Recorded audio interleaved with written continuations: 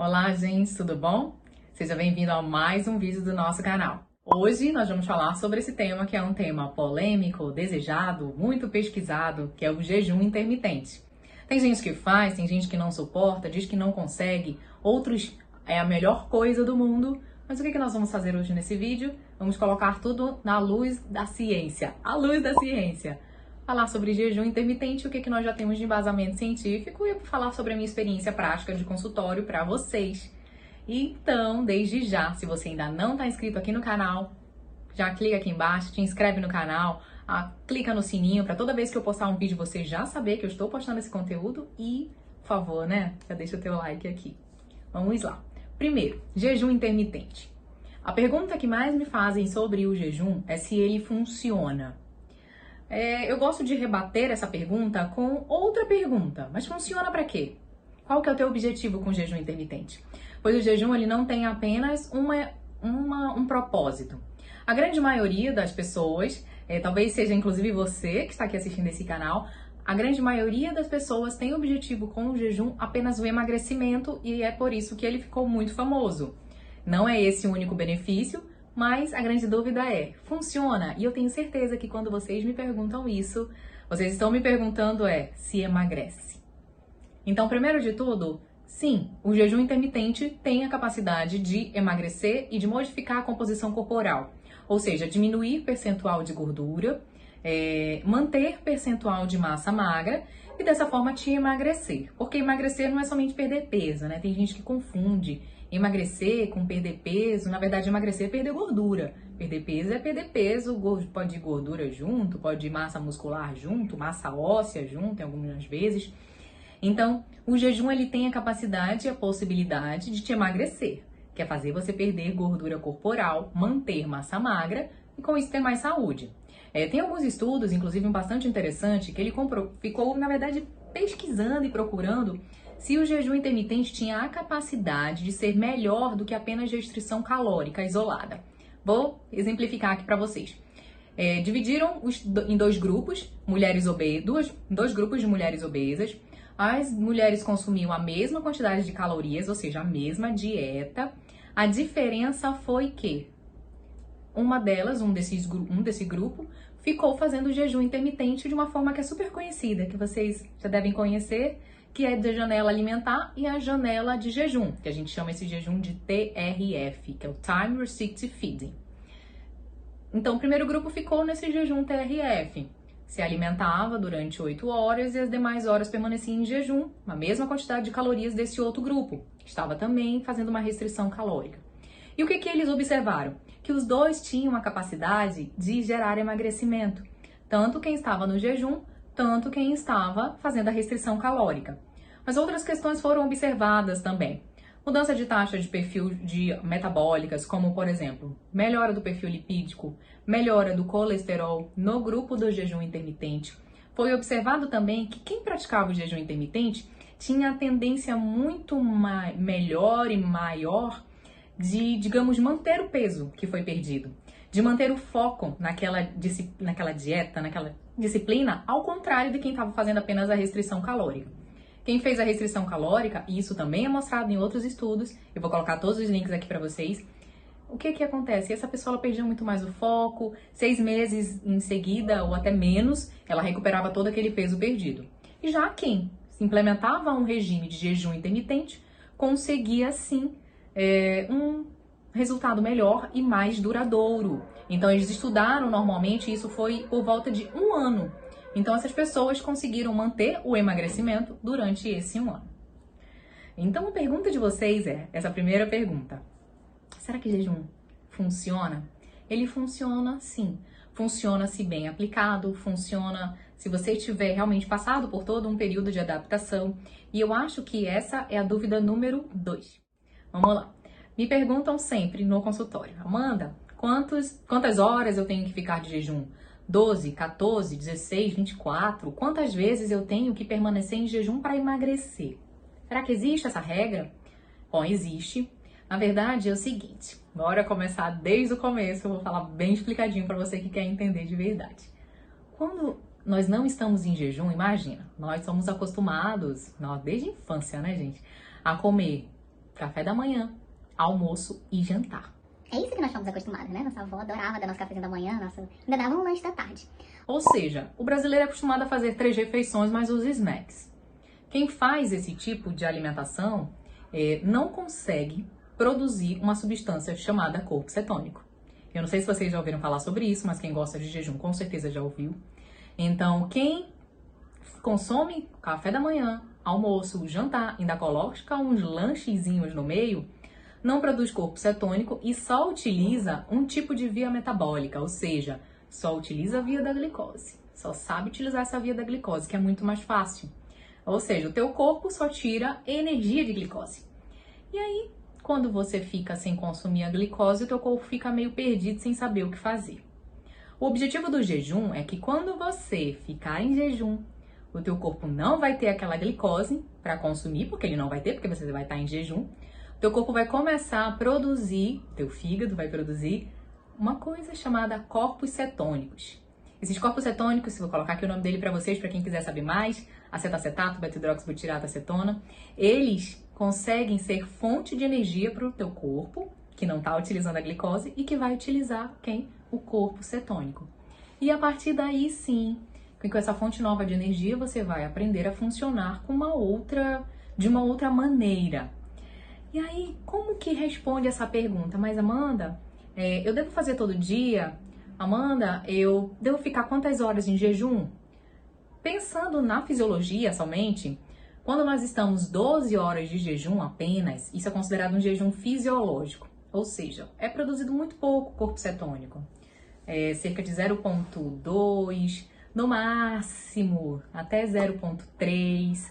Isso quem é muito adaptado, quem não consome muito carboidrato. Mas em jejum, a expressão de corpo cetônico é muito grande e o teu corpo só utiliza aquela via da glicose. Porque o objetivo do jejum é saber utilizar a via que queima gordura também. E esse é o jejum fisiológico de 12 horas. A partir de 14 horas de jejum, você já começa a ter a capacidade de aumentar a tua produção de corpo cetônico, de diminuir glicose. E aí sim, estamos falando de protocolos de jejum intermitente. Todos eles são com jejuns acima de 14 horas. Isso não quer dizer que quando você for começar o teu jejum, você tem que começar logo fazendo todo dia 14 horas. Essa é a parte errada. Esse é onde muita gente erra. Se você consumir aquelas 3 refeições que eu falei, café da manhã, almoço e jantar, o ideal é que você passe por um período adaptativo, que você comece aos poucos ensinando o teu corpo a produzir corpo cetônico e muito mais, a expressar transportadores de corpos cetônicos. Guarda essa informação que eu vou falar dela um pouquinho mais tarde. Por quê? Então vamos lá, na prática. Se você nunca fez jejum, começa com um jejum fisiológico. Começa todo dia fazendo 12 horas de jejum. Imagina, se você consumia e ficava beliscando alimentos até 22 horas, até 23 horas, acordava às 7 para tomar o seu café da manhã, nem o jejum fisiológico você estava fazendo. Ou seja, nem aquele jejum que não produz nada de corpo cetônico, que não serve para o emagrecimento. Então comece primeiro fazendo sempre esse jejum fisiológico. E aí depois disso, você evolui para um jejum de 14 horas, talvez para um de 16, dependendo do teu objetivo, que pode ser além do emagrecimento. Você pode buscar jejum intermitente para melhorar o perfil lipídico, pode procurar jejum para melhorar questões do teu diabetes tipo 2, tá, gente? Você pode procurar para melhorar a performance na academia, para ter mais foco no teu trabalho, vai prestar um concurso e acha que é interessante ter mais foco, o jejum te auxilia nisso, porque os corpos cetônicos, aquele que eu falei que o fígado produz quando a gente está em jejum, eles são excelentes fontes de energia para o cérebro. Então o cérebro ele realmente fica muito focado, o que é totalmente contrário do açúcar. Quando você consome muito açúcar, eu acho que vocês podem até confirmar isso aqui para mim, tem pessoas que têm até uma sensação de que o cérebro fica um pouco enivoado, é o chamado brain fog, como se você realmente precisasse dormir, descansar, tem muito sono, fica confuso logo depois de comer uma grande quantidade de açúcar. É isso que o açúcar faz com o teu cérebro, ao contrário dos corpos cetônicos, que te dão muito mais foco e te melhoram. Bom, então já teríamos uma parcial resposta, porque essa resposta não é igual para todo mundo. Quantas horas eu deveria ficar de jejum? Inicialmente, se você nunca fez jejum, 12 horas. Terceira pergunta e terceira dúvida super comum. Será que Eu devo fazer jejum todo dia, Amanda? Poxa, Amanda, eu me sinto super bem. Olha, eu acordo, vou pro meu trabalho, não tenho trabalho de fazer café da manhã, porque realmente o jejum ele é super prático. Ainda mais para quem leva uma vida mais agitada, mais corrida, que tem filho, que tem que levar filho na escola, que tem que dar conta de fazer comida do marido, que tem que dar conta de fazer sua própria comida, ainda sair para o trabalho linda e maravilhosa. O jejum ele é muito prático, porque ele te tira dessa obrigação de fazer o teu café da manhã, digamos assim. Você consegue talvez só se alimentar às 10 horas, às 11 ou somente meio-dia, dependendo do esquema e do protocolo que você escolher utilizar. Ele é super prático. Então, eu recebo muitas pacientes no consultório que têm essa dúvida e essa vontade de falar: eu devo fazer jejum todo dia? Eu posso continuar fazendo jejum? Eu tô aqui emagrecendo, já consegui perder percentual de gordura. Aí a minha resposta vai ser a mesma para todas as dietas.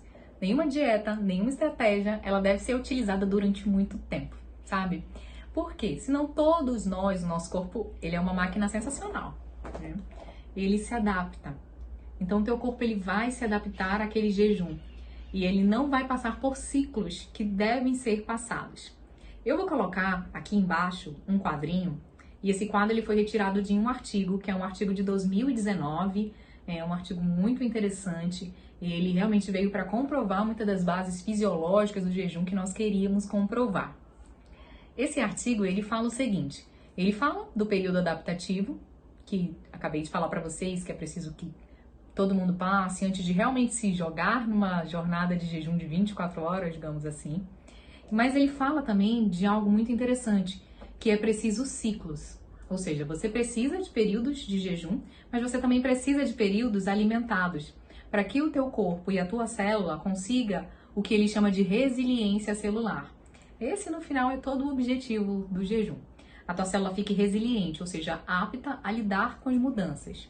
Se você teve um maior período de estresse metabólico, ou seja, se alimentou mal, ou realmente o teu trabalho está muito difícil e você está tendo uma insônia, ansiedade, depressão, isso tudo gera sintomas físicos no teu corpo, isso tudo gera modificações químicas, como o aumento do estresse metabólico, inflamação. E a célula que faz jejum, aquela pessoa, aquela célula que está naquele corpo, daquela pessoa que faz jejum, ela é uma célula mais resiliente, ela é uma célula que tem maior capacidade adaptativa. Então, o objetivo final do jejum é esse. Mas como que se consegue isso? Se consegue isso através de ciclos, ou seja, ciclos em que você faz jejum intermitente. E você pode depois fazer um ciclo sem jejum, apenas fazendo uma estratégia low carb ou uma estratégia cetogênica, ou então voltando a consumir carboidratos também, mas carboidratos mantendo uma carga e um índice glicêmico moderado ou baixo. Então isso tudo são estratégias que você tem que colocar. Nenhuma delas deve ser seguida para sempre. Então, respondendo a terceira dúvida, que é uma dúvida super comum, devo fazer todo dia? Não deve fazer todo dia, nenhuma estratégia para ser feita todo dia. Justamente porque vai chegar no seu efeito platô e porque você não vai conseguir o que você quer, que é a famosa resiliência celular, a capacidade de se adaptar, tá bom? Vou falar aqui uma coisa para vocês. Eu tenho um curso, que é o meu curso de jejum intermitente.